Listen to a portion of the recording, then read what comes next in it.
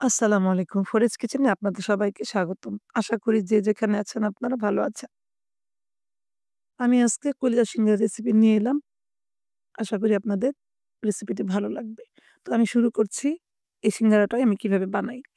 ১ম এ আমি ২ কাপ ময়দা নিয়ে নিলাম। তার জন্য লাগবে ১/২ চা চামচ কালো জিরা, ১/২ চা চামচ লবণ এবং পৌনে ১ কাপ পরিমাণ সয়াবিন তেল ও পৌনে ১ কাপ পরিমাণ নরমাল পানি। ২ কাপ ময়দা আর কালো জিরা, লবণ, তেল একসাথে মাখিয়ে নিচ্ছি। এটা এমনভাবে মাখাবো যেন মুঠ করলে আটকে যায় আর একটু টাচ করলে আবার ভেঙে যায়। তো এরকমটা হয়ে গেলে আমি পানি আস্তে, আস্তে অল্প, অল্প পরিমাণ দিতে থাকবো।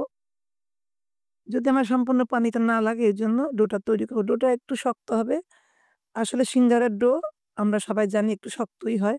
এতটা শক্ত হবে যে আমাদের মথতে একটু কষ্ট হবে। ঠিকমতো মাখা হয়ে গেলে আমি এটাকে ১ ঘন্টার জন্য রেস্টে রেখে দিব। তা আমার ১ ঘন্টা হয়ে গেছে। আমি এখন এগুলা সিঙ্গারার জন্য রুটি বানাবো। আমি পুরো ডোটাকে ৮ টা ভাগে ভাগ করে নিলাম। প্রতিটা ভাগে ২ টি করে সিঙ্গারা হবে। মোট ১৬ টি সিঙ্গারা হবে আমার।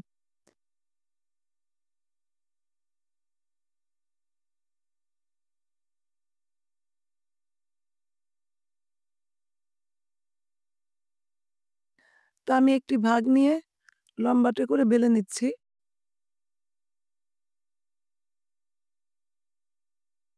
বেলা হয়ে গেলে ২ ভাঁজ করে নিব। ঠিক মাঝখানে ছুরি দিয়ে কেটে নিব।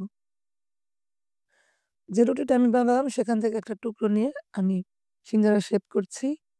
তো যে সাইডটা সমান সেখানে আমি পানি লাগিয়ে নিলাম। এরপর জয়েন করে দিচ্ছি। তো একটা কোণের মতো হয়েছে। তো ভিতরে আমি পুর দিয়ে দিচ্ছি। আমি কলিজার পুরটা আগে থেকে রেডি করে রেখেছিলাম। নেক্সট কোনো ভিডিওতে আমি সেই রেসিপিটা আপলোড দিয়ে দিব। পরিমাণ মতো পুর দেওয়া হলে আমি মুখটা পানি দিয়ে ভিজিয়ে তারপর ঠিক এভাবে ভাঁজ দিয়ে আমি জয়েন দিয়ে দিব। তো এভাবে আমার সিঙ্গারা হয়ে গেল একটি। আপনাদের সুবিধার্থে আমি আরেকটি সিঙ্গারা বানিয়ে দেখাচ্ছি।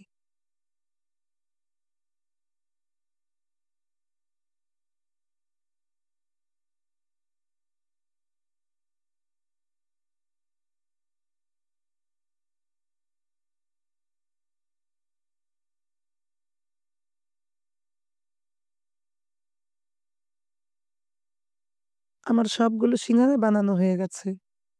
আমি আপনাদেরকে কয়েকটা ভেজে দেখাচ্ছি।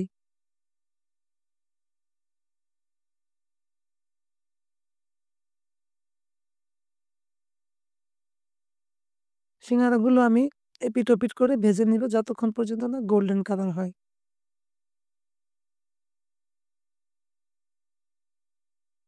সিঙ্গারাগুলো ভাজা হয়ে গেছে। আপনারা একবার হলেও বাসায় ট্রাই করবেন। দেখবেন বাইরের সিঙ্গারার চাইতে অনেক গুণ বেশি মজা হয়েছে। আশা করি আমার এই ভিডিওটি আপনাদের অনেক ভালো লেগেছে। ভালো লেগে থাকলে আমার এই ভিডিওটি লাইক ও শেয়ার করবেন এবং যদি কোনো কোয়েশ্চেন থেকে থাকে তাহলে কমেন্ট বক্সে কমেন্ট করবেন।